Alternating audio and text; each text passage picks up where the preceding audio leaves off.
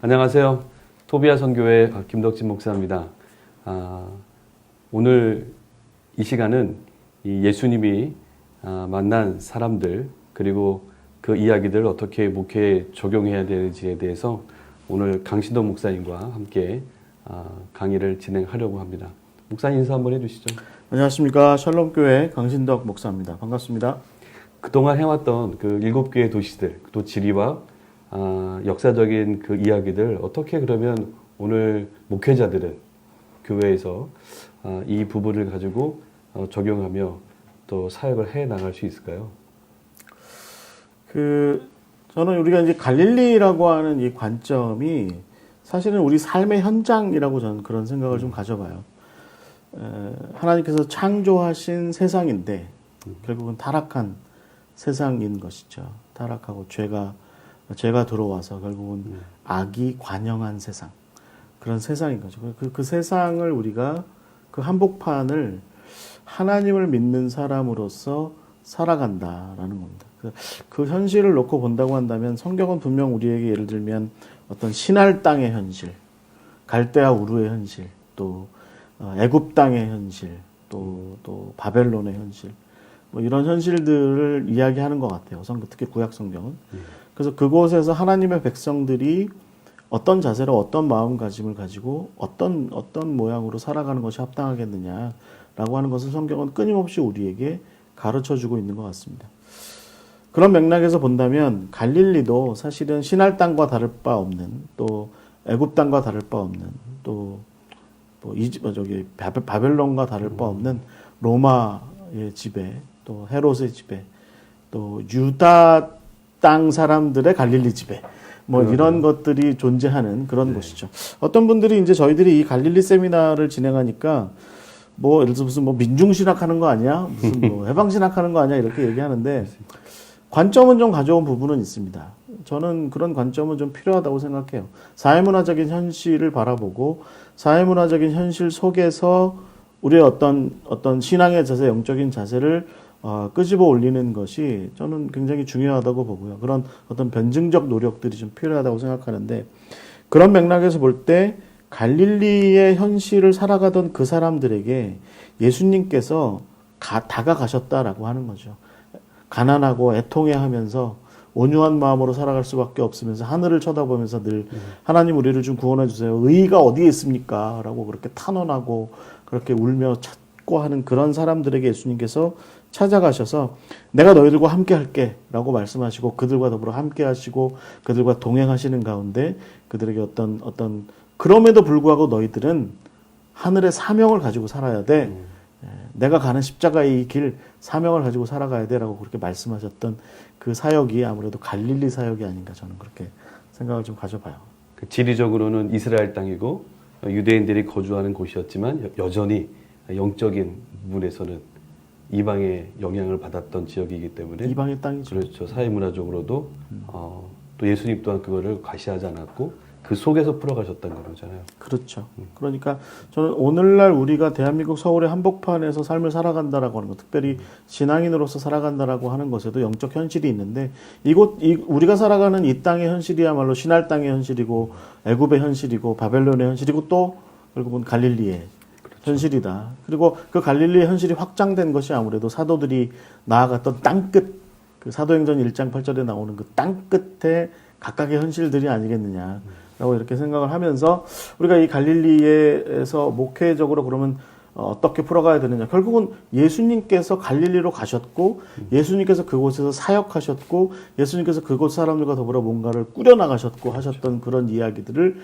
우리가 함께 더불어 살펴나가면 그러면 우리에게도 나름대로 목회적인 어떤 길이 보이지 않겠느냐, 방향이 보이지 않겠느냐라는 생각을 가져봐서 우리 토비아가 또 우리 샬롬교회가 이 갈릴리에서 목회를 바라보는 이 사역을 좀 한번 해보려고 하는 거죠. 그래서 저는 갈릴리에서 예수님께서 만난 사람들이 굉장히 중요하다.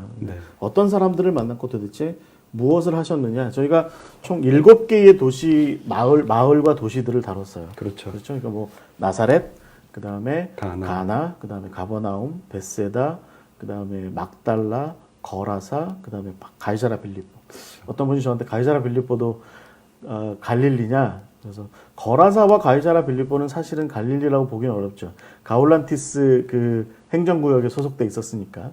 그렇지만 그러나 그것도 다 사실은 예수님께서 갈릴리의 어떤 영적 안목으로 볼 때, 하나님의 안목으로 볼 때 갈릴리의 지경이라고 좀 얘기할 수 있지 않을까. 거라사가 이제 데가볼리 지역이라면 가이사라 빌립보는 사실 상부 갈릴리 쪽에 또 속하는 거니까. 그렇죠. 이게 갈릴리 안에 포함시킬 수 있는 것이죠. 네, 네. 그래서 저는 이제 이 각각의 도시들에 대해서 이런 마음을 가지고 한번 바라보면 좋겠다 싶습니다. 첫 번째는 나사렛인데 결국 우리가 그 사역을 시작하다 보면 어떤 담벼락 같은 현실을 직면하게 돼요. 네. 많은 목사님들이, 많은 사역자들이 사역의 현장, 목회 현장, 교회 현장, 또 선교 현장 뭐 이런 곳에서 담벼락 같은 현실을 직면하거든요.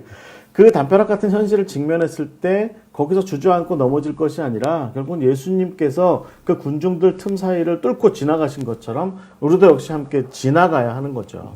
넘어서야 하는 거죠. 그래서 어떤 예수 그리스도께서 메시아의 싹을 틔우신 것처럼 우리도 사역의 싹을 틔우는 그 일들이 필요한데, 아무래도 나사렛에서 우리가 목회적인 현실을 바라봐야 되는 것은 바로 그렇게 편견과 아집과 고정관념과 뭐 이런 것들로 가로막힌 현실, 뭐 이런 것들을 바라보고, 거기에서 그럼에도 불구하고 그 정말 마른 땅에서 싹을 틔우듯이, 고목나무에서 싹을 틔우듯이 어렵게 우리가 싹을 틔워야 하는 그 일들을 좀 해야 되지 않을까라는 생각을 가져보고, 그것이 바로 나사렛에서 우리가 목회적으로 좀 묵상할 일들이 아닌가라는 생각을 가져보고요. 두 번째, 가나안은 결국은 저는 나다나엘에서 우리가 그런 얘기를 좀 가져보는 거죠.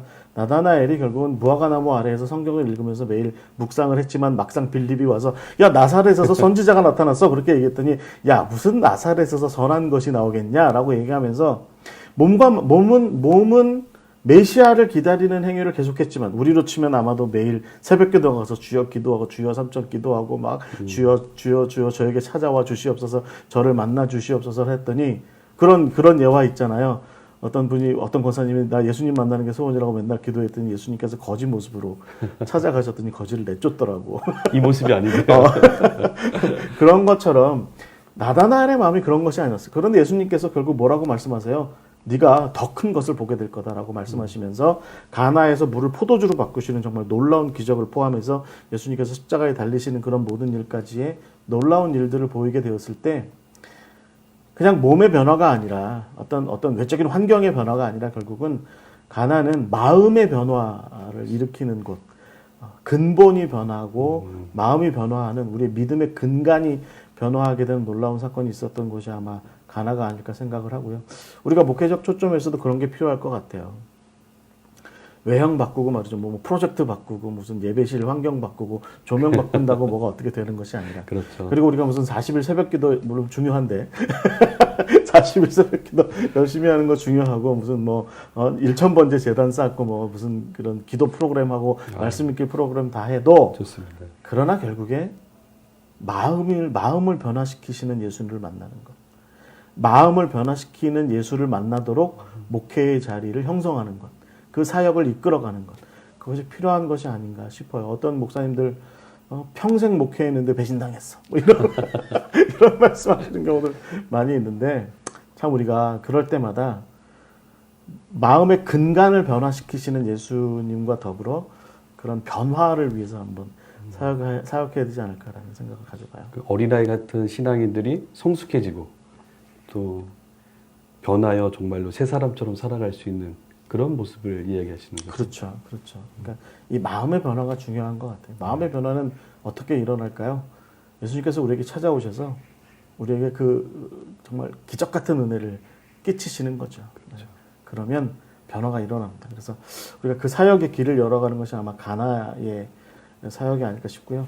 세 번째, 가버나움의 사역은, 여러분 예수님께서 결국은 그 가나를 거치셔서 가버나움으로 가셔서, 뭐 제가 이제 강의에서도 그런 말씀 드렸지만 집을 한 채 얻으셨나?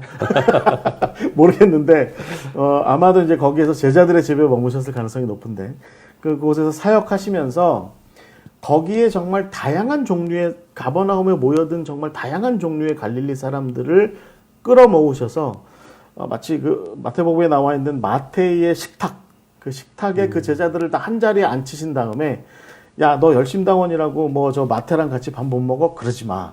우리 다 같은 죄인이야. 라고 하고서 다 한 자리에 앉혀놓고서 그들과 더불어서 스스로 죄인이라 여기는 사람들, 스스로 가난하다 여기는 사람들, 스스로 하나님의 은혜가 필요하다 여기는 사람들을 한데 끌어모아서 제자들의 공동체를 세우시고, 그 제자들의 공동체를 세우신 다음에 그들을 마치 모세가 시내산 앞에서 제자들 그 이스라엘 백성들에게 십계명을 준 것처럼 예수님께서도 산에서의 가르치심을 주시잖아요. 그 유명한 마태복음 5장에 나와 있는 산상수훈의 가르침, 네. 제자도의 핵심, 그것을 제자들에게 가르친 그곳이 가버나움이다라는 것이죠.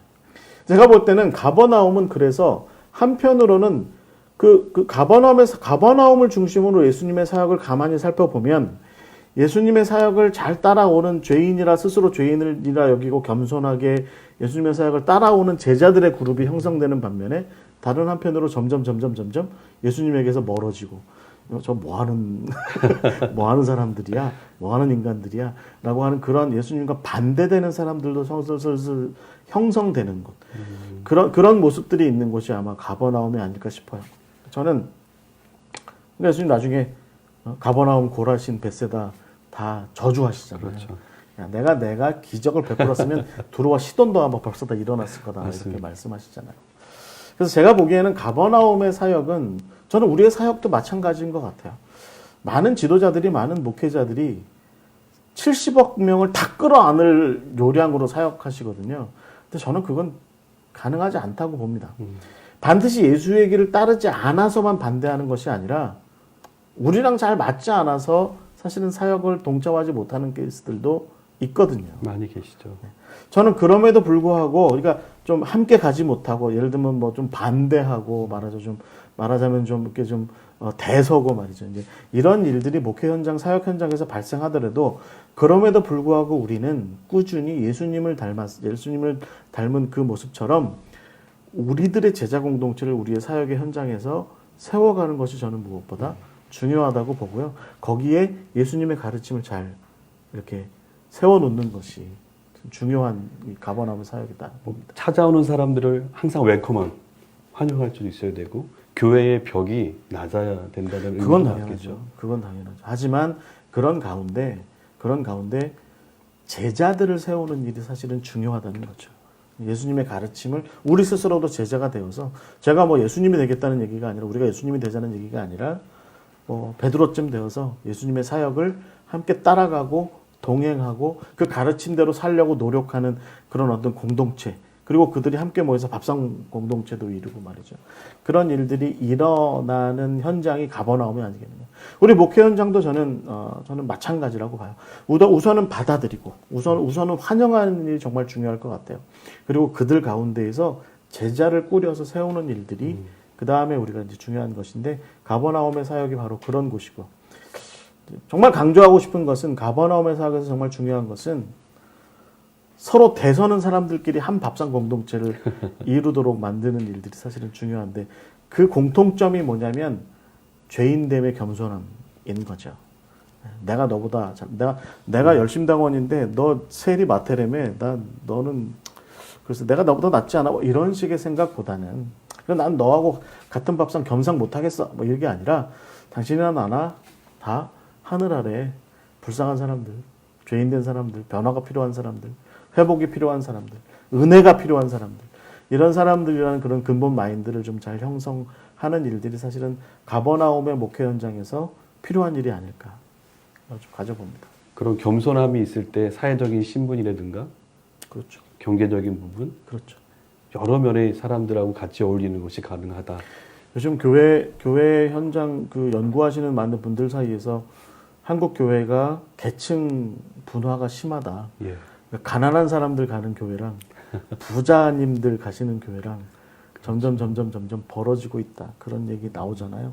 저는 이 가버나움의 마태의 그 밥상머리가 예수님께서 중심이 되셨던 그런 어떤 깨어짐의 역사가, 제자 공동체가 세워지는 역사가 일어났으면 좋겠다 싶습니다. 아멘. 아멘. 자, 그 다음에는 이제 벳세다인데요. 이제 벳세다는 결국은 그래서 우리 제자 공동체가 어떤 일을 해야 하냐면, 이 땅에 갈 바를 모르고 행해야 할 바를 모르고 어떤 서 있어야 할 자리를 찾지 못하고 방황하는 영혼들, 방황하는 사람들, 그들을 끌어모아서 그들에게 목자가 되는 그런 사역을 우리 제자 공동체가 함께 감당해야 된다라는 것이죠. 저는 이제 마태복음 그 14장에 나와 있는 표현처럼 예수님께서 하시는 그 표현이 정말 멋있거든요. 그 제자 중에 이제 요한복음에 있는 빌립이라고 나와요. 빌립이 우리가 먹을 게 없어요. 예수님. 이 사람들 다 보내고 내일 다시 오게 합시다. 각자 먹을 거 먹고 좀 알아서 자고 내일 다시 오게 합시다. 했더니 예수님께서 마태복음에서 뭐라고 말씀하시냐면 아니다. 그럴 게 아니라 너희가 가진 것을 주어라 라고 말씀하시거든요. 너희가 가진 것을 주어라. 이 말씀은 뭐겠습니까?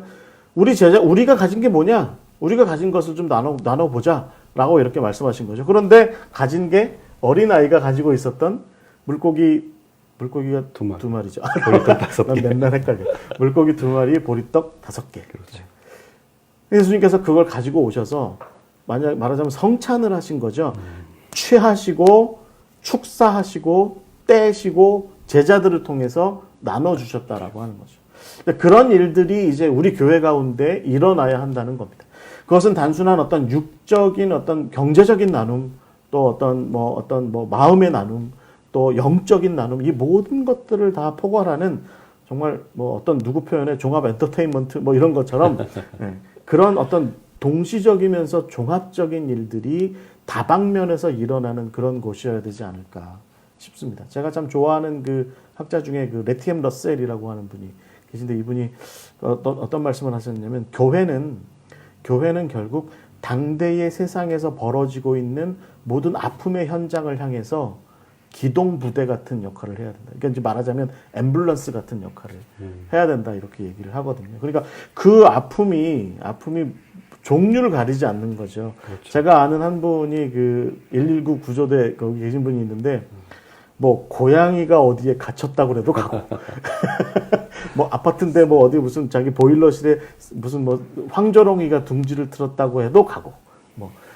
아파도 가고 어려워도 가고 힘들어도 하고 심지어는 가서 힘내세요 말 한마디 하고 오신 적도 있다고 그런 얘기 하더라고요. 그러니까 저는 이 베세다의 목회라고 하는 것이 우리 제자 공동체가 바로 그런 일들이 일어나는 곳이 아닌가 라는 생각을 하고, 그리고 예수님께서 너가 가진 것을 나누자라고 말씀하실 때 우리의 것을 아낌없이 내어줄 수 있는 우리 교회의 형제와 자매들이 우리 목회자들의 사역을 하는 가운데 형제님이 가진 것을 좀 내놓으십시오 라고 이렇게 얘기할 때 그들이 제자들처럼 제가 가진 게 이건데 이거라도 좀 어떻게 그러면 나눠봅시다 라고 얘기할 수 있는 그런 일들이 일어나는 곳이 아마 베세다가 아닐까 싶습니다. 내가 할 수 있는 것부터, 그렇죠. 우리가 나눌 수 있는 것부터 그렇죠. 시작이 되면 그렇죠. 그런 곳에서 이제 은혜가 저는 그것이 그러니까 이게 무슨 교회의 크고 작음의 문제가 아닌 거죠. 그러네요. 이것은 사실은 지금 당장 우리는 눈에 보이는 누군가의 어려움, 누군가의 아픔, 누군가의 절망, 또 누군가의 영적인 어떤 침체 이런 것들을 바라보게 되었을 때 우리가 그들을 위해서 사역합시다 라고 하게 됐을 때 그들이 우리에게 다가오게 되고 우리는 그들에게 베풀고 하는 그런 일들이 정말 눈앞에서 있는 그대로 벌어질 수 있는 일들이 우리 베세다의 사역이 아닐까. 교회가 그런 모습을 좀 회복해야 되지 않을까 싶어요. 네. 그 다음에 이제 막달라입니다. 막달라는 결국은 저는 좀 집중된 사역이 아닌가 싶어요. 그런데 오늘날 우리 현대사회에서도 이런 막달라의 마리아 같은 그런 모습들이 있죠. 7 귀신. 7 귀신 들린 사람. 우리 김덕주 목사님 저희 강의하실 때 제가 들어보니까 진짜 현실의 삶에 넋이 빠진 아줌마? 그렇죠. 직장 여성 이런 표현. 저는 굉장히 그게 저는 와닿는 표현인 것 같아요. 네. 사실 여인들만 그러겠습니까? 직장의 그 전선에 서 있는 모든 사람들, 치열한 경쟁 속에서 살아가는 사람들이 겪을 수 있는 것들을 대변하는 그 성경의 이야기, 표현이 막달라의 이야기인 것 같아요. 저희가 이 사역에서 저희가 이제 막달라를 이야기할 때 막달라의 현실을 얘기하는 게 있거든요. 막달라의 어떤 전쟁의 상황, 그다음에 여러 지배자들이 교차하는 상황, 그 여러 지배자들이 막달라의 여러 사람들의 삶의 현실을 막 좌우하고 찢어발기고 막 자기 멋대로 억압하고, 아침에는 헤롯의 신하가 찾아오고 점심 때는 로마의 세리가 찾아오고 오후에는 회당장이 찾아와서 성전세 내라 그러고 뭐 저녁에는 애들이 울고 달라고 밥 달라고 울고 또 뭐 한밤중에는 시어머니 시아버지가 쫓아와서 뭐라고 그러고 뭐 이런 막달라 마리아가 처한 현실이 있거든요. 하루 종일 넋이 빠지는 현실이죠. 그러니까 귀신에 들릴 수밖에 없는 그런 현실이 있는데 그런 현실에 예수님께서 다가가셔서 그 귀신을 물리쳐 주시고 그 여인을 이렇게 세우시는 일들이 있었는데 저는요 이것이 단순한 어떤 정신병을 치유하는 문제를 넘어서는 영적인 문제. 그러나 우리가 분명한 사회적 현실을 이해하고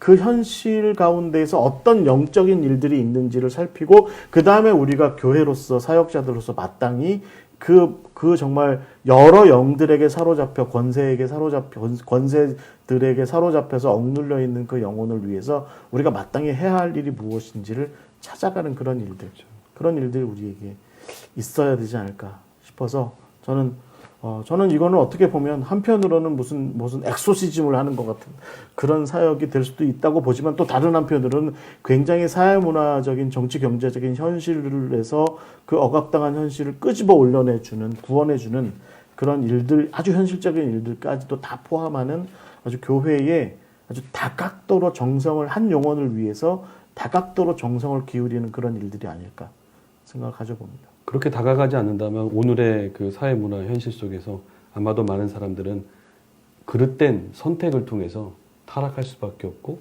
또 심지어는 영적으로 죽어갈 수밖에 그렇습니다. 없는 또 망가질 수밖에 없는 현실이기 때문에 막달라가 주는 그 의미가 굉장히 마음에 와닿더라고요. 네.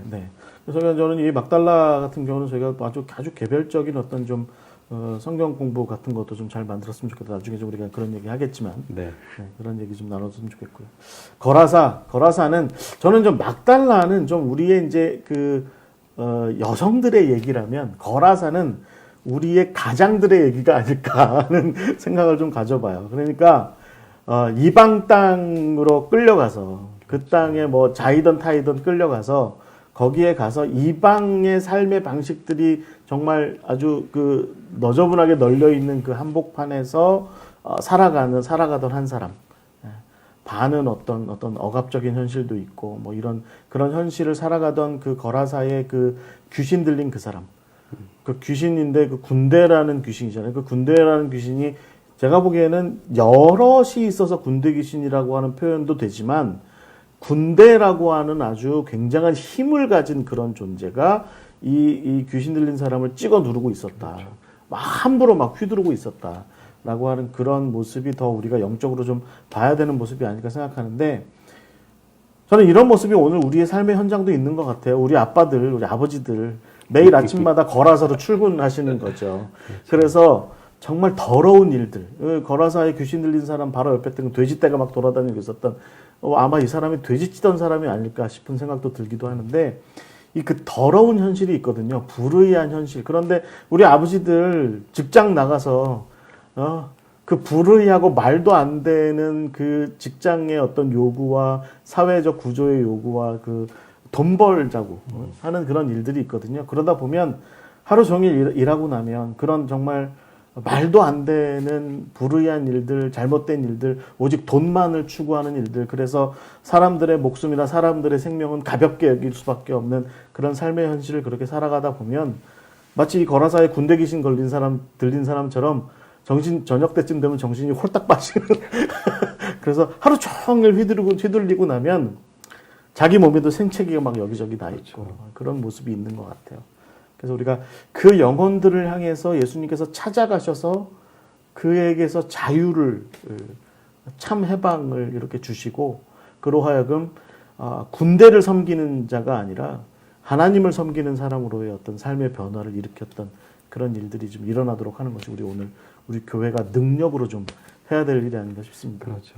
그들의 요구를 사실 거부한다면 사실은 그 자리를 물러날 수밖에 없고 그러면 내 생존이 어렵고 또 복종하는 위치에 있기 때문에 어떻게 보면 당연히 그걸 받아들여야 되니까 그거를 이 속에 묻고 살아야 되잖아요. 그러면 이게 어느 순간이 지나면 이게 분노, 화로 또 치밀어 오르잖아요. 그렇죠. 이거를 또 제어하지 못하면 상처를 받는 거죠. 그 거라사에 귀신 들린 사람들 결국은 그거를 제어하지 못했으니까 막 사슬에 묶여서 사슬 뿔고 뭐 자기 상처 내고 막 그런 일들 하잖아요.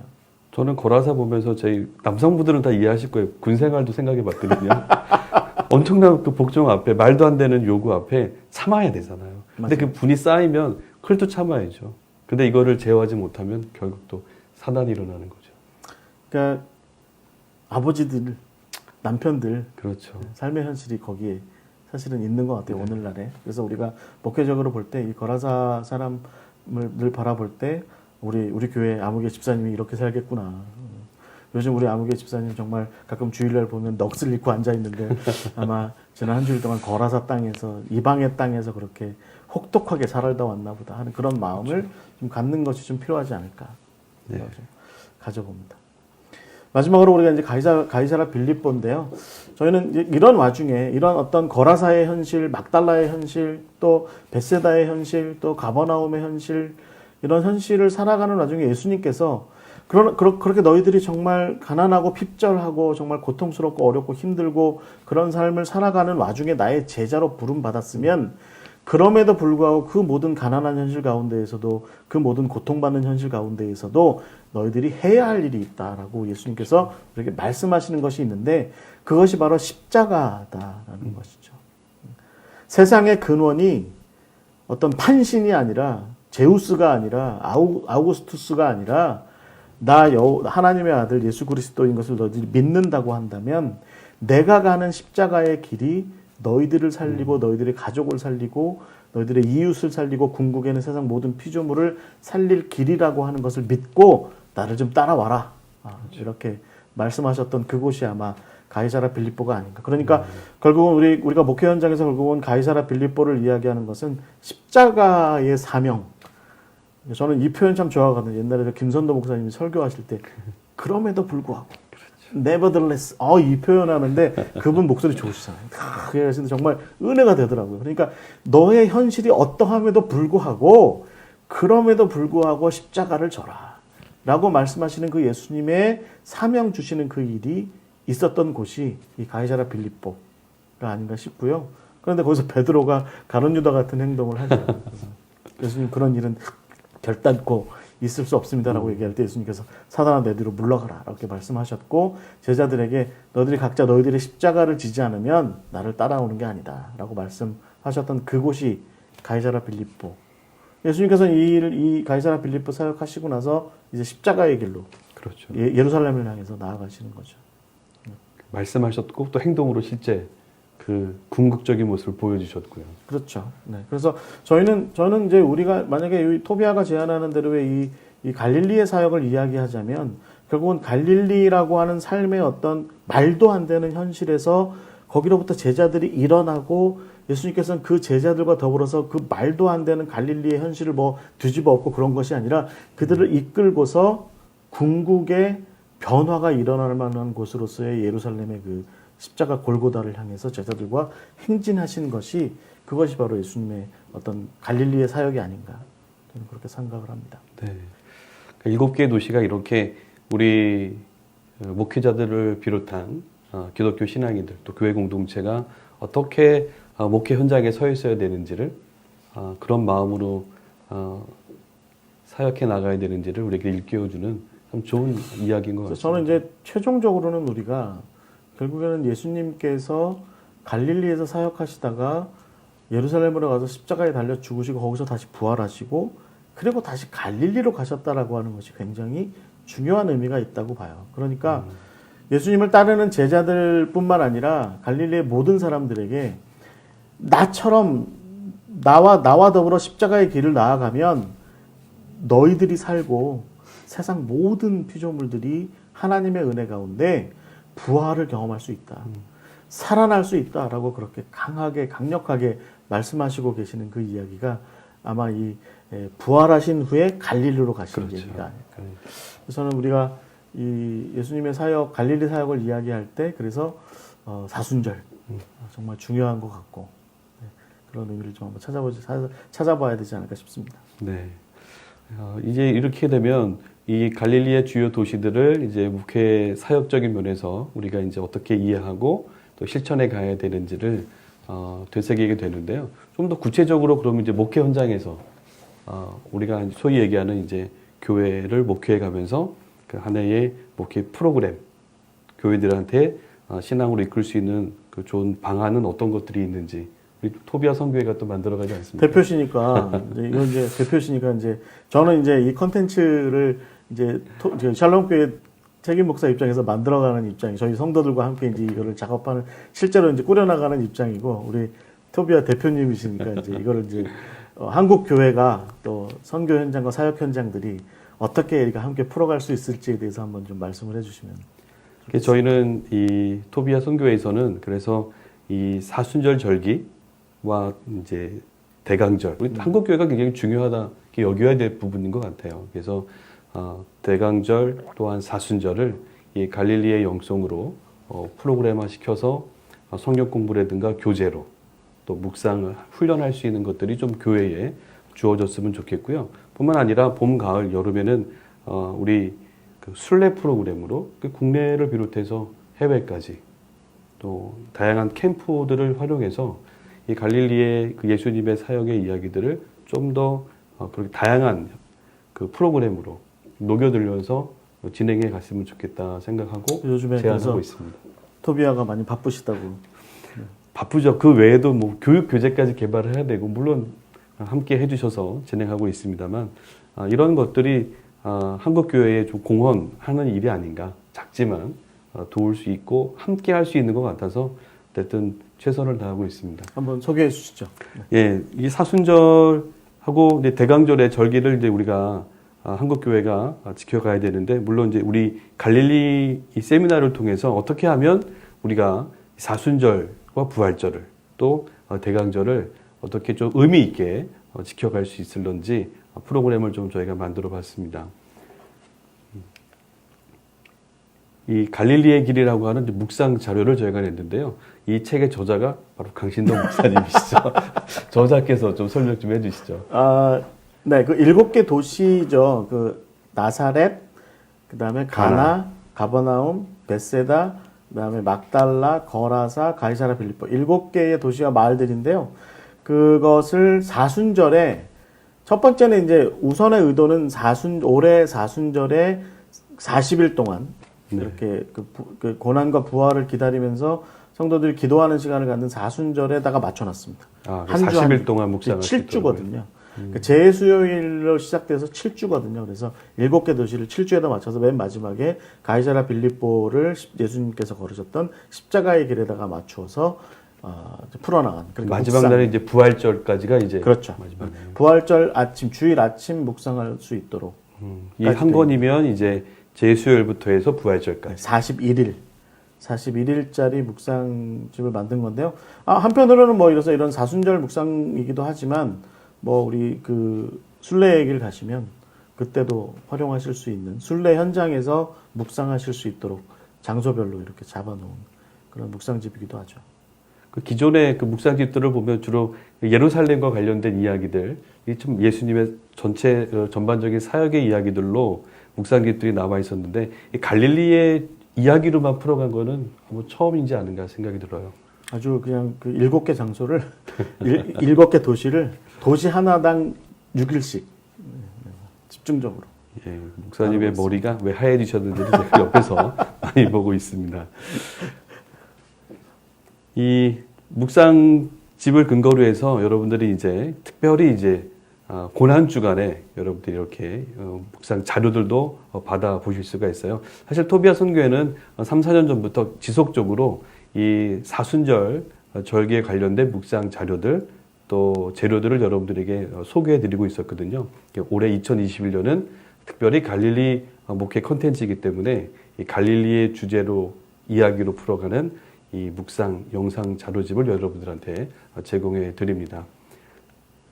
한번 우리가 기존에 한번 했었던 예수의 길 영상으로 한번 여러분들과 함께 보시죠. 네, 고난주간 묵상. 이제 그러니까 이거는 이제 새벽기도 때도 쓰실 수 있고요. 그 다음에 또 언제야 그 고난주간에 특히 고난주간에 월요일부터 부활주일 아침까지 이렇게 새벽기도 때 아니면 뭐 성도들이 개인적으로도 그냥 삶의 어떤 시간에 묵상하실 수도 있도록 이렇게 만들어 놓은 겁니다. 이런 종류의 묵상 영상을 저희가 이제 만들어서 제공을 하려고 하고 있고 저희 그 토비아의 묵상 영상은 유명합니다. 유튜브에서도. 그 조회수가 꽤 되더라고요. 네. 그래서 올해는 이제 이것을 갈릴리에 맞춰서 진행을 할 예정입니다. 이제 고난 주간에 많이 활용들 하시는데 지금 이제 화면으로만 나갑니다만 여기에 음악까지 덧입혀져 있기 때문에 목사님들이 교회에서 이 자료들을 잘 사용하실 수가 있죠. 지금은 이제 우리가 소리를 줄여놨기 때문에 화면으로만 지금 보실 수가 있습니다. 토비아 채널 유튜브에서 보시면 계속 보실 수 있습니다. 그래서 갈릴리 묵상도 아마 이번에 고난 주간 한 2, 3주 전에 아마 그렇죠. 영상이 유튜브에 올라오게 될 예정입니다. 여러분들 이제 이게 3분에서 한 5분 채 안 되는 그런 영상들로 제작이 되어 있기 때문에 잘 활용하시면 좋을 것 같고요. 새벽에 이제 새벽기도 하실 때 목사님들이 이제 이렇게 먼저 찬송하시고 기도하시고 말씀 읽고 그다음에 이제 우리 저희가 본문도 제공하니까 그렇죠. 본문 관해서 목사님 먼저 말씀 전하시고 그리고 기도 시작하기 전에 이 영상을 딱 틀어주시고 이 영상 끝나면 바로 새벽기도도 보통 개인기도 넘어가잖아요. 그 개인기도로 넘어가도록 이렇게 하시면 좋은. 이제 교회적인 프로그램이고 네. 개인적으로도 뭐 언제든지 네, 그럼요. 사용할 수가 있겠죠. 요거는 그러니까 저희가 나와 있는 책 중에 예수의 길이라고 하는 책의 마지막 예수님 예루살렘 입성부터 고난당하시고 죽으시고 부활하신 거 일주일 그 책의 일주일 부분을 예루살렘 부분 일주일 부분을 영상으로 만든 거고요. 이제 이번 올해는 갈릴리의 길의 마지막 부분 그러니까 가이사라 빌립보 부분 십자가의 길을 좀 묵상하는 그런 부분을 좀 묵상 영상으로 보시게 될 것 같습니다. 지금 화면에 보시는 이 고난 주간 영상 자료는 예수의 길이라고 하는 또 묵상 자료집이 있기 때문에 여러분 그것과 함께 사용하시면 좋고요. 올해 이렇게 찬양도 나와요. 제공할 수 있는 이 갈릴리의 길은 또 갈릴리의 주제를 가지고 또 새로운 버전으로 함께 하셔도 참 좋습니다. 아주 유명한 가스펠 가수께서 부르시는 찬양입니다. 이걸 저희가 직접 유튜브로 녹음을 따서. 직접 들으시면 좋을 것 같아요. 넘어가시죠. 자, 이렇게 해서 여러분들 우리 토비아 선교회에서는 주제 세미나로만 끝나는 것이 아니라 실제적으로 여러분들이 목회 현장에서 활용하실 수 있는 또 개인적으로도 여러분들께서 늘 일상에서 그 말씀을 삶에 묵상하고 적용할 수 있는 프로그램들을 제안하고 소개합니다. 자, 이 말씀만 좀 드려야 될 것 같은데 한국 교회가 네. 이 사순절 고난주간 부활절은 좀 연결해서 잘 안 하시는 것 같아요. 그게 좀 부족하죠.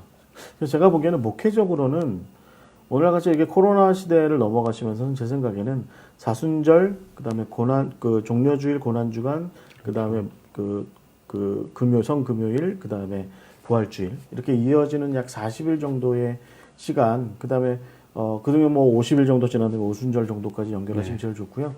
그래서 성령 강림주일까지 해서 이 봄철을 늦은 비의 은혜를 간구하는 그런 좀 목회적으로 좀 잘 다듬어진 절기 프로그램들을 잘 연결해서 하시면 좋습니다. 대부분 목사님들이 목회 자료는 찾아서 많이 헤매시는데 그것을 본인의 사역에서 절기에다가 연결해서 풀어가시는 건 잘 못하시더라고요. 좀 어려워 하시는 것 같습니다. 저희 토비아는 그런데 이제 이 절기에 맞춰서 매년 좀 자료를 제공해 드리죠. 또 어떤 분들은 이제 이게 가톨릭적인 것이라고 또 많이 얘기하셔서 잘 사용 안 하시는 분들도 계시는데 그렇지가 않습니다. 잘못된 생각입니다. 네. 개신교도 이 절기 굉장히 중요해요. 그렇죠. 개신교는 사순절과 대강절 그러니까 고난주간 부활절과 성탄절 이거 두 가지는 굉장히 중요하게 지킵니다. 그래서 어떤 형식을 쫓는다기보다는 그 내용과 의미를 여러분들이 잘 생각하시면서 교회에서 고난주간 또 이제 이 사순절 또 대강절을 이 자료를 통해서 교우들과 함께 할 수 있다면 은혜로운 목회 현장이 될 수 있을 것이다라고 생각이 듭니다.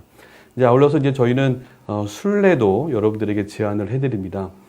순례는 이제 해외 순례와 국내 순례로 나눌 수가 있는데요. 오늘날은 또 많은 분들이 이제 순례 현장을 또 찾아오시고 많이 탐방하시기 때문에 예전보다는 또 찾아갈 수 있는 기회가 또 많이 주어졌잖아요.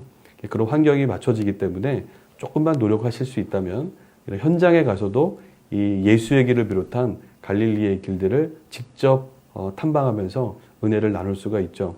저희 토비아 선교회에서는 특별히 이스라엘을 도보로 순례할 수 있는 7일 동안 도보로 순례합니다만 실제적으로 이제 4일 반, 5일이 되겠습니다만 이렇게 한 주간 동안 예수님의 걸으셨던 그 길을 쇼핑하고 뭐 주변을 많이 둘러보기보다는 걸으면서 묵상할 수 있는 프로그램을 여러분들에게 제안합니다.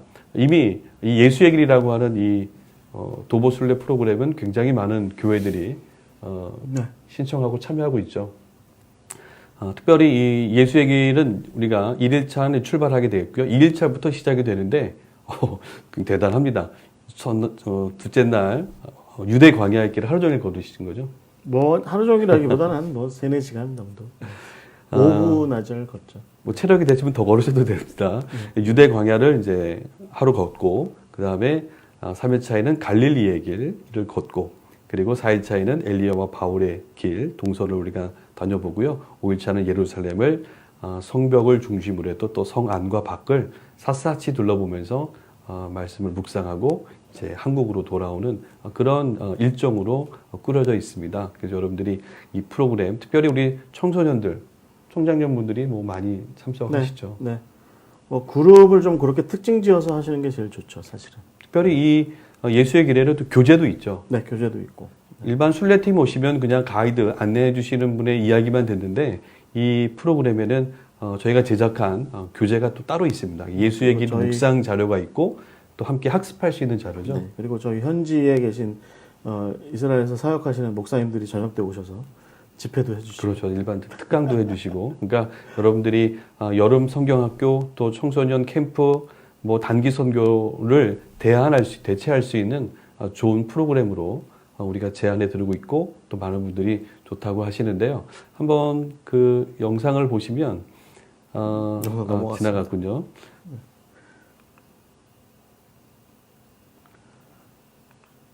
자, 이게 이제 방송 사고라고 하는 거죠. 네. 자, 음악 소리는 나오지 않습니다만 이렇게 해서 이때 저희 이제 광야행전이라는 이름으로 했는데 그렇죠. 지금은 이제 저희가 그냥 예수의 길이라고 이렇게 하죠. 왜냐하면 다른 길도 있어가지고. 광야 행전하니까 광야만 걷는 줄 알고 네. 지뢰 포기하시더라고요. 그렇지 않습니다. 네. 꽃길도 걷습니다.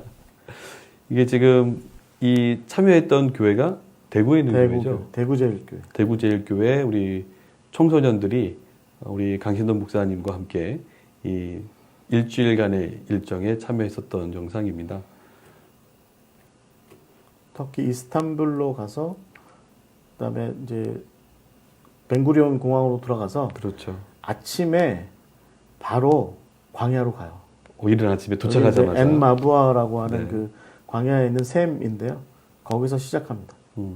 그리고 나서 그 세인트 조지 성 게으르그 수도원에서부터 여리고까지 이어지는 그 협곡 길이 있어요. 네. 예수님께서도 아마 여기 계셨을 가능성이 99%. 이곳에 이 길을 이제 이렇게 걷죠. 한 2시간 반 정도 걷습니다. 사실 그 일반 성지순례 오시는 분들이 광야를 네. 하루 종일 있었으면 좋겠다라는 말씀 참 많이 하시거든요. 가장 은혜가 있는 곳이 광야인데 이 예수의 길 프로그램에는 하루를 시간을 내어서 여기는 이제 이렇게 학생들이어서 쿰란도 좀 가고 예수님의 여기는 이제 세례 요단강까지도 세레터도 갈 수 있는 가고 거죠. 그랬죠. 여기는 이제 팔복산 옆에 그 갈릴리 길을 좀 걸었던 거고 저녁 때 학생들이어서 이렇게 워크숍 비슷한 그렇죠. 프로그램을 진행하고 또 무기또도 방문했습니다. 학생들 같은 경우는 이렇게 좀 현장 그 견학하는 그런 프로그램도 좀 포함시켜서 진행하고 그다음에 갈릴리 호수도 이렇게 함께 애국가를 틀어주더라고요. 네. 그래가지고 배에서 그래서 다들 갑자기 저 시간만큼은 한국인이 자랑스러워지는 시간이죠. 국가대표로 순례로 온 이렇게 거죠. 배도 타고 네. 배도 타고 그다음에 갈릴리 길을 좀 이렇게 걷고 걷습니다. 그 다양한 지역들을 보시는데 어쨌든 저렇게 마지막 날은 예루살렘을 걸어요. 예루살렘을 좀 걷는데 여기 이제 가이사라 빌립보, 그렇죠. 바울의 길을 따라가는데 중간 중간에 이제 저렇게 지금 이제 예수의 길 책을 가지고 네. 묵상도 하고 예루살렘도 이렇게 함께 관망하고 그다음 예루살렘 성 자체를 한 바퀴를 뺑 돕니다. 네네. 네.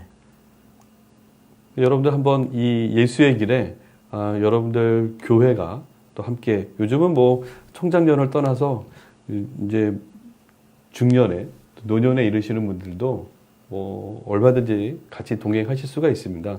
이게 여름과 이 겨울 시즌이 좀 다르잖아요. 뭐 이스라엘은 그렇게 표현 안 합니다만 건기하고 우기가 있지만 뭐 어느 때 오셔도 다 좋습니다. 대부분 이제 이 1, 2월에 많이 오시죠. 방학을 이용해서 많이 오시는 분들을 볼 수가 있습니다. 여기는 이제 기드론 골짜기를 걷고, 네. 뭐 이 영상은 저희가 편집한 게 아니고 교회가 편집한 거라 순서가 약간 뒤섞여 있긴 합니다. 네네. 네.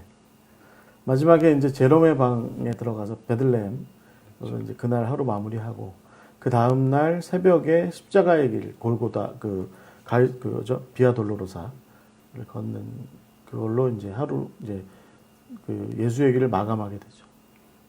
기존의 성기순례를 다녀오신 분들은 이렇게 좀 차별화되어 있는 프로그램으로 한번 방문하신다면 네. 또 다른 은혜가 있을 수 있습니다. 가장 기억 남는 곳이 광야와 예루살렘. 그래서 아마 사진을 찍어서 올린 것 같습니다. 네. 자, 이렇게 예수의 길이라고 하는 묵상 자료와 더불어서 현장을 순례할 수가 있고 7일이기 때문에 누구든지 휴가를 또 잘 기획하시면 얼마든지 다녀올 수가 있고 그래서 굉장히 많은 분들이 신청을 하고 계십니다. 근데 아울러서 이제 저희가 2021년 갈릴리 이 주제로 해서 목회 세미나를 소개하고 있잖아요. 그래서 목사님이 쓰신 갈릴리의 길 묵상 자료와 또 교재를 가지고 순례가 가능하신데요. 예수의 길과 갈릴리의 길을 같이도 할 수 있습니다. 이왕 우리 좀 시간적인 여유가 있습니다. 예수의 길과 갈릴리의 길, 갈릴리를 좀 더 여유롭게 둘러보면서 도보하며 제 순례하기는 생각에는 한 3일 정도 걸으면 참 좋을 것 같아요. 그렇죠. 그 위에 가이사라 빌리보까지 포함해서 네네. 한 3일 정도 걷고 그다음에 예루살렘 쪽, 유다 광야 쪽에서 한 3일 정도 하고 나머지는 나머지는 또 이제 뭐 주변 뭐 순례 오셨으니까 그 사마리아 쪽도 한번 가볼 네네, 수가 네, 있고요. 네. 그렇게 하시려면 이제 9일 정도의 일정이면 충분히 여러분들이 이 예수의 길과 기존의 예수의 길과 더불어 갈릴리 그 주변 길까지 여유롭게 묵상하며 다니실 수가 있습니다. 이렇게 해서 저희가 토비아에서는 진행해 드릴 거고요. 아울러서 저는 시간이 좀 더 있습니다. 이렇게 얘기하시는 분들이 계세요. 그럴 경우에는 예수의 길과 갈릴리의 길뿐만 아니라 요단강을 넘어가면 요단 동편 길이 있죠. 요단 동편에 오늘 요르단인데요.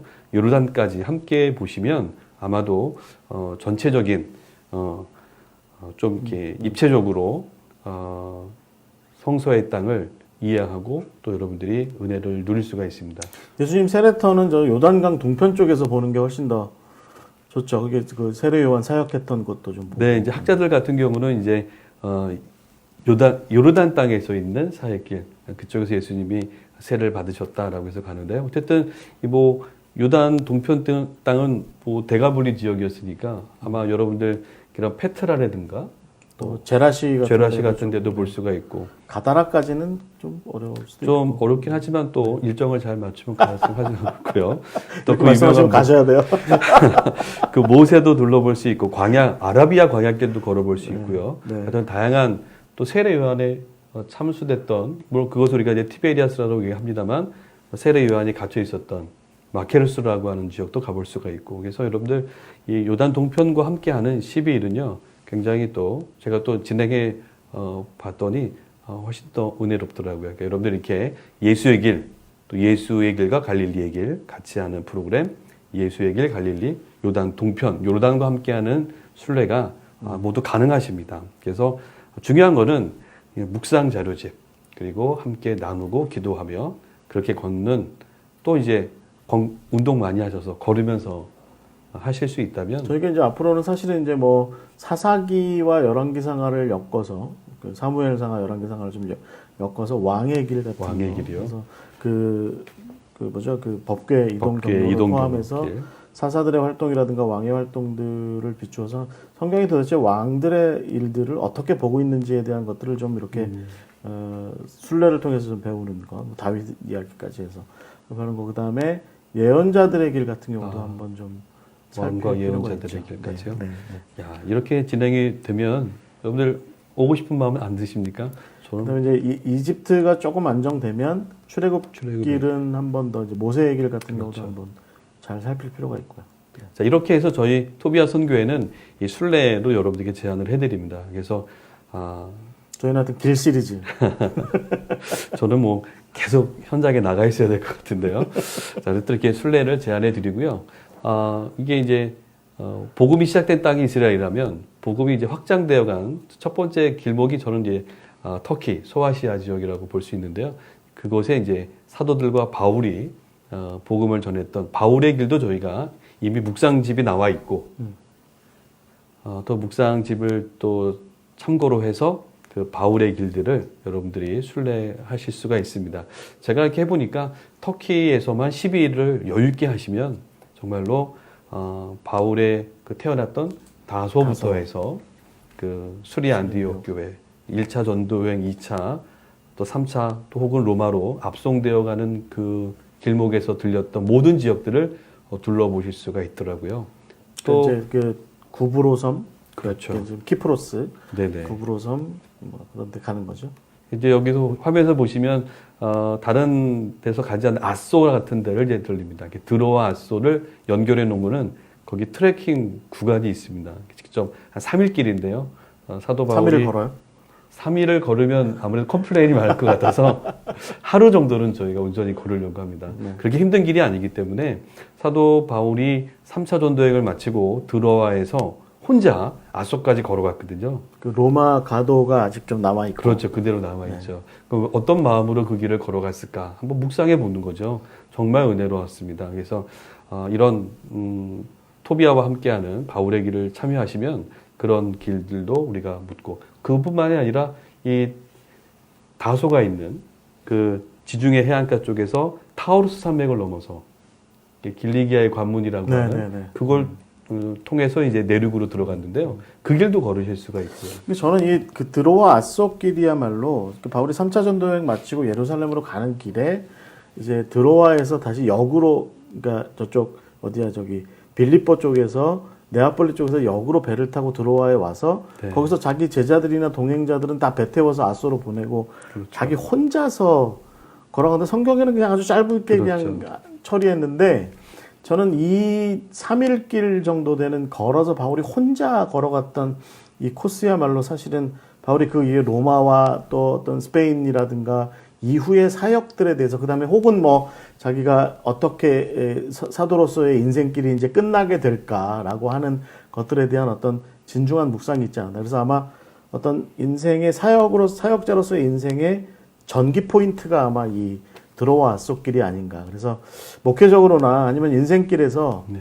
한번 좀 후반전을 좀 기획하시는 분들 있잖아요. 근데 이제 이렇게 계속 살 게 아니라 후반전을 좀 내가 좀 제대로 좀 살아보자라는 그런 분들, 특히 평신도들 중에 나이 45쯤에서 회사에서 잘리시고 죄송합니다. 그리고 이제 내가 앞으로 어떻게 살아야 돼? 뭐 치킨집을 해야 돼? 뭘 해야 돼? 싶으실 때 저희들이 제공하는 이 드로와 아소길 한번 걸었으면 좋겠어요. 교회들이 45에서 50 넘어가는 그 시간에 남자들의 그 사춘기, 오춘기를 잘 안 다뤄주거든요. 근데 저는 한번 이런 데서 좀 풀어줘도 좋을 것 같아요.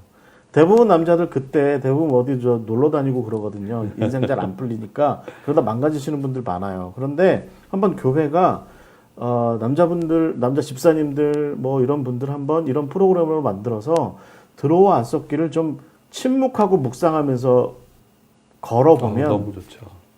내가 인생의 후반전을 좀 어떻게 살까 하는 내 인생 50대 이후를 좀 어떻게 살까 요즘 100세 인생이라는데 저는 100세까지 안 살고 싶은데 하여튼 그런 인생을 어떻게 살아갈까라는 것들을 한번 정리할 수 있도록 기회를 제공해 주시는 것도 전 좋을 것이다 생각합니다. 네, 아주 풍경도 아름답습니다. 바다가 있고요.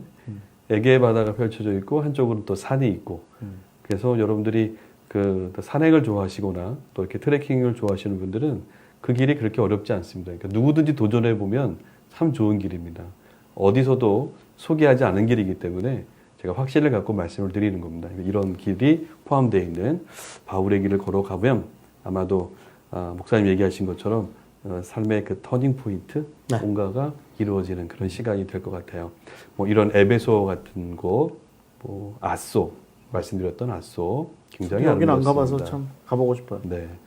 그리고 이제 수리아 안디옥 같은 경우들도 여러분들이 둘러볼 수가 있죠. 자, 이제 이렇게 해외 순례를 안내해 드리는데요. 해외 순례길도 우리가 토비아에서 제안하는 이 묵상집, 예수의 길, 갈릴리의 길, 바울의 길, 이 교재들을 가지고 함께 떠나시면 한편으로는 사순절 묵상집들인데 다른 한편으로 들고 나가면 순례 전용 묵상집이죠. 그렇죠. 네. 그러니까 이것이 꼭 뭐 절기 때만 사용하는 것이 아니라 함께 여행 중에 늘 아침 저녁으로 말씀을 읽으시면 안내하시는 분의 그 안내도 함께 참고하시면 아주 훌륭한 순례길이 될 수 있을 것입니다. 전 세계 어디에도 없는. 자, 이게 해외 순례만 있는 것이 아니라 국내에도 굉장히 많은 한국 기독교 역사 흔적 발자취들이 있는데요. 그 중에 이제 이 갈릴리 세미나를 준비하면서 이런 갈릴리 현장에서 목회하셨던 예수님의 이야기와 그런 좀 비슷한 또 그런 것들을 우리가 짧은 기간이지만 국내에서도 좀 체험해 볼 수 있는 곳이 어딘가 찾다가 이제 그 중에 두 군데를 저희가 소개합니다. 많지만 강경이라고 하는 지역을 소개해 드리는데요. 옛 강경 성결교회 이야기부터 시작을 해서 옛 강경 침례교회 이야기 또 오늘날 강경 성결교회에 있는 최초로 그 어린이들이 주일학교 아이들이 신사참배를 거부했던 기념비 뭐 굉장히 다양한 이야기들이 이 강경 지역에 있거든요. 이 당일 코스도 괜찮고 1박 2일 코스로도 여러분들이 함께 하실 수가 있습니다. 아울러서 이제 1박 2일 하시는 분들은 또 2박 3일 하시는 분들은 강경과 증도를 연이어서 같이 함께 보시는 분들도 많은데요. 증도 굉장히 아름다운 섬입니다. 신안군에 있죠. 천사의 섬이라고도 보물섬이라고도 알려져 있지만 저 한반도 저거 많은 분들이 저한테도 묻는데 저 한반도는 문중경 전사님이 돌아다니시던 시절에는 없었습니다. 그렇죠. 없었던 거죠. 왜 없었던 거죠? 1970년대에 조림된 방풍림입니다. 그러니까 지금은 증도의 그 산정봉에 올라가서 보면 저 한반도 모양의 그게 보이죠. 그래서 이제 그렇죠. 많은 성도들이 올라가서 목사들이 올라가서 우리 한국 땅을 위해서 기도하죠. 그런데 그 산정봉에 올라가서 기도하셨던 문중경 전사님은 저 모습은 못 보셨다는 거. 자, 어쨌든 이렇게 증도에는 여러 개 이제 섬들 앞에서 사역하셨던 이 문중경이라고 하는 이 여자 전도사님의 그 목회 이야기, 그 복음을 전했던 예수님의 그 목회 현장을 이렇게 연상시킬 수 있는 아주 좋은 선교사님의 이야기를 우리가 마음에 새길 수 있는 장소입니다. 이 노두길이라고 하는 사실 이게 멜브가 썰물의 차이 때문에 이 노두길이 때로는 위험하기도 한 거죠. 그렇죠. 아유, 여러분 저희 토비아랑 함께 증도 순례 한번 하시면 저희가 이 갯벌의 이야기, 노두길의 이야기에 대해서 아주 실감나는 어떤 체험은 아니시고요. 그 노두길 뭐 빠뜨리겠다는 건 아니고 하여튼 깊은 이야기를 나눌 수 있고요. 저희가 이 문중경 전사님의 이야기는 바울의 스토리랑 많이 맞물려요. 그래서 그 바울의 스토리가 문중경 전사님과 많이 닮아 있고 문중경 전사님의 얘기가 바울의 스토리랑 많이 닮아 있는데 저희가 앞으로 이제 어저께 저희가 실제로 여기 증도에서 사역하시는 목사님과 더불어서 그 문중경 전사님에 대한 이야기를 바울과 곁들여서 맞물려져 있는 그 컨텐츠를 이북으로 곧 낼 예정입니다. 그래서 어저께 통화해서 목사님 이제 저랑 같이 작업했던 목사님인데 오케이 하셔서 이북으로 지금 곧 나올 예정입니다. 나오면 곧 소개해드리겠습니다. 네, 기대하겠습니다. 그럼 아마 그걸 가지고 증도 순례 하시면 정말 은혜스럽습니다. 네, 그래서 이 여러분들 목회 현장에서 해외가 쉽지 않으신 우리 교회들은 또 소모임에서는 이렇게 1박 2일 일정을 가지고 강경과 증도를 순례하시면 아마 갈릴리 목회 콘텐츠의 연장선상에서 여러분들이 같은 것들을 좀 누릴 수 있고 예수님의 이야기가 나의 이야기로 좀 더 이렇게 가깝게 다가오는 것을 느낄 수가 있을 겁니다. 저희가 아마 3월 달쯤에 그 증도에 가서 랜선 순례, 국내 랜선 순례 한번 네, 기획돼 있죠. 기획돼 있죠. 네. 곧 여러분들을 랜선으로 또 증도 랜선 증도에서 또 찾아뵐 수 있을 겁니다. 기대해 주십시오. 자, 이렇게 우리 토비아 선교회에서는 여러분들에게 2021년 갈릴리의 이야기를 가지고 목회 현장에 적용할 수 있도록 제안해 드리는데요. 이제 마지막으로 역시 우리 성인들도 중요하지만 우리 다음 세대 신앙교육이 중요하잖아요. 그 콘텐츠를 우리가 여러분들에게 기획하고 또 제작을 해서 여러분들한테 보급해 드리는데요. 어린이 교재를 또 집필하신 분으로서 어떻게 좀 설명 좀 해주시죠. 뭐 제가 집필하다기보다는 저는 그냥 제작을 기획하는 입장. 네. 그래서 그냥 저희가 이제 갈릴리 컨텐츠에 맞추어서 예수님의 이야기들을 좀 많이 담아보고 있는데, 지난 2020년의 대강절에 저희가 미라클 지저스라고 그래서 예수님께서 갈릴리 일대에서 보여주셨던 기적의 이야기들. 네. 그래서 미라클 지저스라고 하는 그런 교재가 이미 나와 있고요. 요거는 저희가 지금 아직 판매하지 않고 있습니다. 만약에 그러나 뭐 꼭 대강절이 아니더라도 한번 이거 우리 아이들하고 나눠보고 싶다 싶으시면 연락 주시면 저희가 자료를 제공해 드릴 수 있고요. 이것은 아마 올 겨울에 새로 교재로 나올 책으로 이제 제대로 된 책으로 나올 예정이고요. 그 다음에 이제 저희가 보는 것은 사순절에 아이들이 7주 동안 매주 성경 공부를 할 수 있는데, 예수님께서 갈릴리의 그 7도시에서 만난 사람들의 얘기입니다. 막달라 마리아라든가, 뭐 거라사에 귀신 들린 사람이라든가, 또 베세다에서 뭐 빌립이라든가, 또 가버나움에서는 뭐 마태라든가, 뭐 이런 사람. 베드로가 주인공 아닙니다. 베드로가 주인공으로 이 교재에서 베드로가 안 나오고요. 예를 들어서 뭐 나사렛에서는 예수님 동생 야고보, 뭐 이런 사람들, 가나의 나다나엘, 이런 사람들이 그 각각의 도시들과 마을들에서 예수님을 만나서 어떤 변화들이, 어떤 일들이 있었는지에 대해서 어린이들이 성경 공부를 통해서 배울 수 있는, 그게 이제 이 어린이 교재고요. 아마 한 3주 정도 후에, 그러니까 1월 중순쯤, 2021년도 1월 중순쯤에서 이 교재가 시중에 나올 예정입니다. 이거 고생하셨습니다. 네. 저 그림은 아마 아직은 저희가 표지를 확정하지 않아서 저 그림을 보시면 안 됩니다. 예수님이 하늘로 올라가시는. 저 그림은 제가 마음에 안 든다고 제 디자이너한테 뺀지를 놨습니다. 뺀지라고 안 되나? 네. 이렇게 저희가 다음 세대를 위한 사순절 교재 또 대강절 교재를 여러분들에게 제공해 드리고 있고요. 곧 여러분들이 시중 서점에서 만나볼 수가 있습니다. 그래서 묵상 자료집, 그리고 어린이들 교재. 그래서 이번 사순절을 그렇게 한번 보내시고요. 또 여름으로 들어가면 또 우리 청소년들을 위한, 또 우리 어린이들을 위한 캠프 갈릴리를 이야기를 우리 현장에서 어떻게 풀어낼 수 있을까, 이렇게 좀 기획을 하고. 이것도 저희가 이제 캠프 자료집이 나올 예정이에요. 근데 캠프 자료집인데 저희가 뭐 캠프 전체를 포괄해서 이렇게 다루려고 하는 것보다는, 그래서 캠프를 어떻게 시작하고 어떻게 끝내는지까지 뭐 A부터 Z까지 다 다룬다기보다 갈릴리의 7도시와 마을들을 중심으로 해서 우리 어린이들이 혹은 뭐 청소년들이 일종의 무슨 코너 학습 같은 거를 할 수 있는 그런 좀 규모 있는 프로그램 자료집, 그렇죠. 이렇게 보시면 될 것 같아요. 그래서 그것도 이제 저희가 앞으로 자료로 개발이 돼서 시중에 판매를 할지, 아니면 저희들에게 저희들 후원하시고 사역 동참하시는 교회들하고만 비밀스럽게 조용히 나눌지는 잘 모르겠는데, 네. 우리 대표님께서 그거는 아마 결단을 하실 것 같고, 네.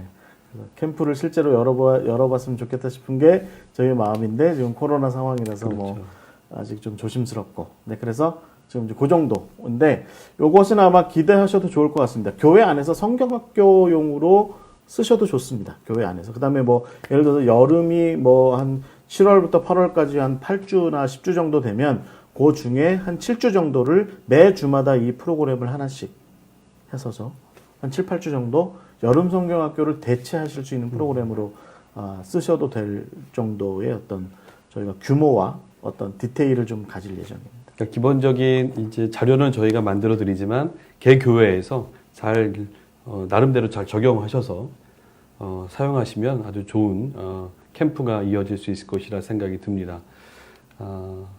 아울러서 네, 기도를 이제 부탁을 하는 거죠. 여러분들 이제 곧 나오게 되는 게 또 청소년들을 위한 교재도 준비하고 계시잖아요. 그 청소년 교재는 이제 베세다에서 제가 그런 강의 때도 그런 말씀 드렸지만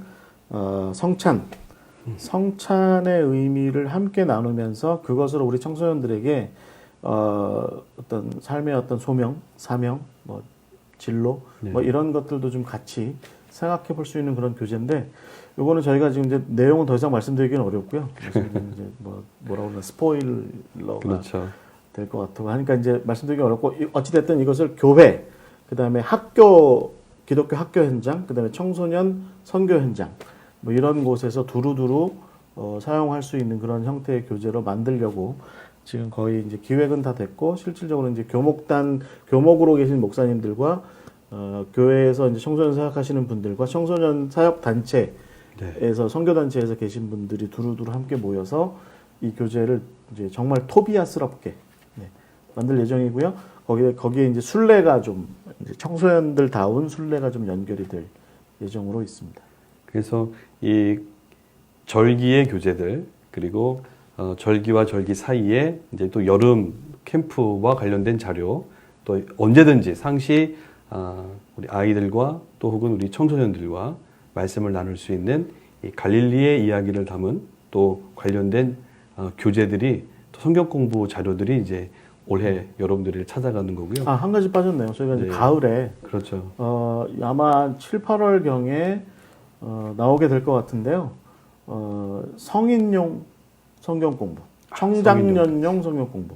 그러니까 갈릴리 사역에 초점을 맞춘 성인용, 청장년용 성경 공부인데, 저희가 7개 도시들을 예를 들면 어떤 뭐 돌파, 변화, 뭐 어떤 뭐 억압, 뭐 이런 식의 좀 성인들의 어떤 심리 상태, 뭐 이런 것들을 비추어서 예수님께서 그 사람들을 만나면서 그들을 어떻게 변화와 어떤 회복과 부흥으로 이끄셨는지에 대한 어떤 초점에 맞추어서 우리 성인들의 삶을 갈릴리의 사역에 비추어서 좀 다루는 그런 성경 공부가 나올 예정인데, 저희들이 지금 기대감을 갖고 있는 것은 그것을 의료 선교하시는 분들하고 같이 뜻을 맞추어서 좀 함께 만들 예정입니다. 약간 좀 치유적 사역, 네. 치유적 성경 공부.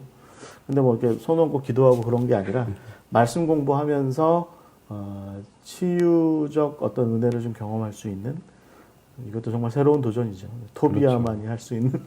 그래서 아마 그 기독교적인 마인드를 가지고 병원을 운영하시는 그런 원장님들 관심을 가지시면 좋겠고요. 병원 사역, 또 병원이 아니더라도 모두가 다 그런 사실 치유의 대상이 되거든요. 저희도 마찬가지고. 그래서 이 말씀을 학교라든지 병원이라든지 우선 다양한 장소에서 교회에서도 활용하실 수 있죠.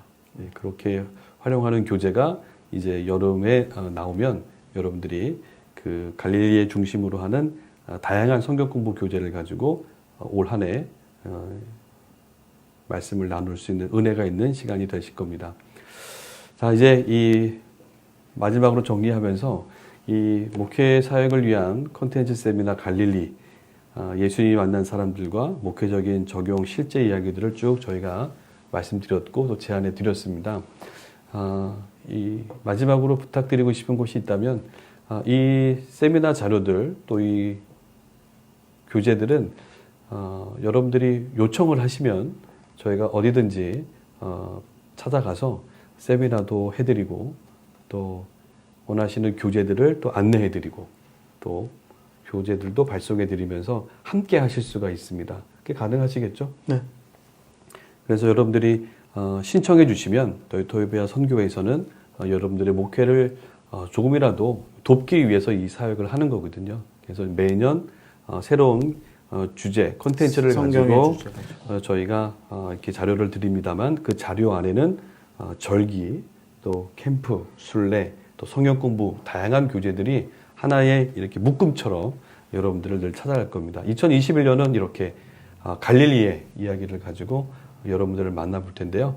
너무 이렇게 버거워하지 마시고 두려워하지 마시고 저희한테 편하게 연락을 주시면 저희가 안내해드려서 지금 저희가 뭐 경기도 오산 지역이라든가 주문진 지역 또 이제 충청도죠 공주 지역 또 부산 지역까지도 이렇게 요청하시는 그룹들 모임들에는 언제든지 가서 안내를 해드리고 또 강의를 해드리고 있습니다.